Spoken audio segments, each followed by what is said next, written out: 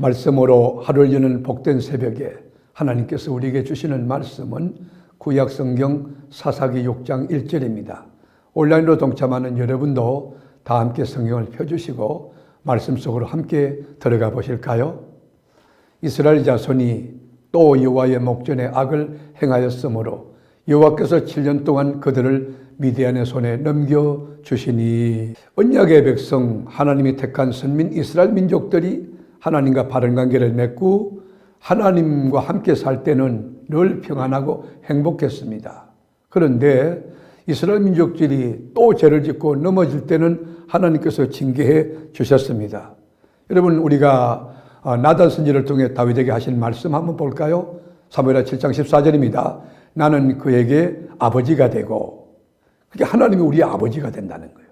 그는 내게 아들이 되리니, 그렇게 아버지와 아들 관계인데, 그가 만일 죄를 범하면 내가 사람의 매와 인생의 채찍으로 징계하려니와.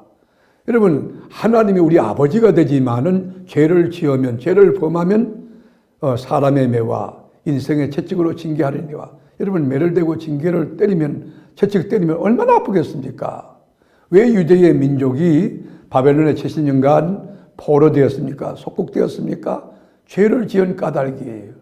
그래서 여러분, 예레미야 25장 11절에 보면 이 모든 땅이 폐허가 되어 놀랄 일이 될 것이며, 왜 폐허되었습니까? 왜 세상이 놀라게 했습니까? 이 민족들은 70년 동안 바벨론의 왕을 섬기리라. 여러분, 왜 택한 유대 민족들에게 이렇게 징계와 심판이 왔습니까? 죄의 결과입니다. 그런데 하나님께서 허락하는 징계는 무슨 의미가 있을까요? 왜 하나님이 징계할까요? 징계라고 하는 것은 절대로 나쁜 의미가 아닙니다. 징계는 하나님의 사랑의 정표입니다. 적생자라고 하는 정표입니다. 하나님이 사랑한다고 하는 그 의미가 있습니다. 우리 징계가 다가올 때에 우둔한 것이 깨우쳐지고, 그리고 하나님의 진리를 쫓아 바른 길로 삶을 유턴하게 되고, 그리고 여러분, 징계라고 하는 것은 영원하지 않아요. 잠깐 동안 근심할 수 있어요. 잠깐 동안 우리가 낙심하고 실망할 수 있어요.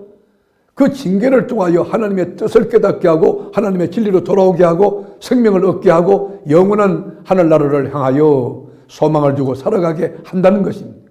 그래서 히브리서 12장 8절에 보면 징계는 다 받는 것이 오늘 너희에게 없으면 사생자요 친아들이 아니니라. 징계는 다 받는데 이 징계가 만일 없다면 우리가 사생자고 이 버린 자식이라, 친자식이 아니라는 것이.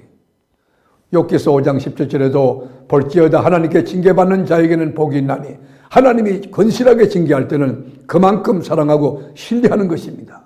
그런 자에게 복이 있다는 거예요. 그런즉 너는 전능자의 징계를 업신여기지 말지니라. 업신여기는. 그러면 이 징계가 이렇게 의미가 있고 귀한 것이고 하나님 사랑의 정표고 적성자의 증거인데, 그러면 하나님의 채찍이 다가올 때 너무 아프지만, 여러분, 사람의 매로 때리실 때에 너무 고통스럽지만 우리는 어떤 태도로 신앙을 이렇게 나타내고 그렇게 이렇게 표출하고 승리해야 됩니까? 하나님이 징계할 때 우리의 반응은 먼저 자신을 돌아보아 하나님 앞에 회개하는 태도가 필요한, 혹시 내가 덕지한 게 없는가? 내 생각이 허망한데 무너졌거나 내 말로 범죄하거나 알게 모르게 지은 죄는 없는가? 자신을 성찰할 필요가 있다는 것이에요.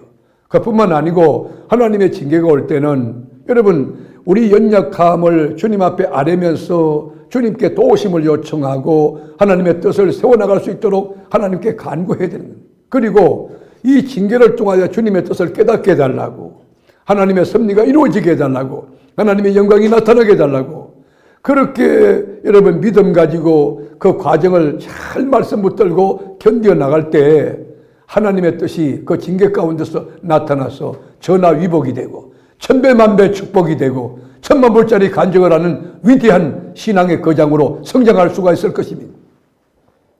말씀으로 하루를 여는 복된 새벽, 사랑하는 교우 여러분, 여러분의 삶의 현장에 하나님이 건실히 징계할 때, 마음만 조금 잘못 먹는데도 하나님께서 채찍을 들 때 우리의 태도는 뭡니까?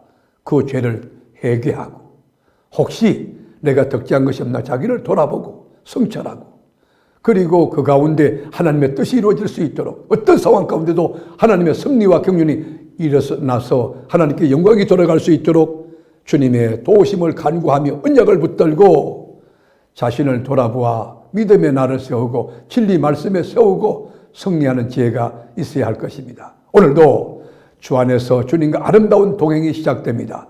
주님의 이름으로 말씀 붙들고 승리하는 교우 여러분이 다 될 수 있기를 주님의 이름으로 축복합니다. 기도하겠습니다.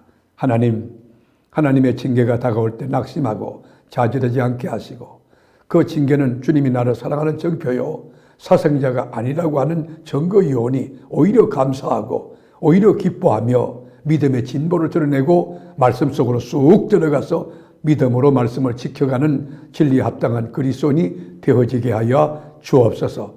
오늘도 삶의 현장에서 하나님과 함께 더불어 살 때에 승리하는 지혜, 영적인 능력, 믿음의 은혜를 더하여 주시기를 원하옵고 우리를 시험 가운데서 건져내고 환난 가운데서 이기게 하시는 우리 주 예수님의 이름으로 간절히 기도하옵나이다.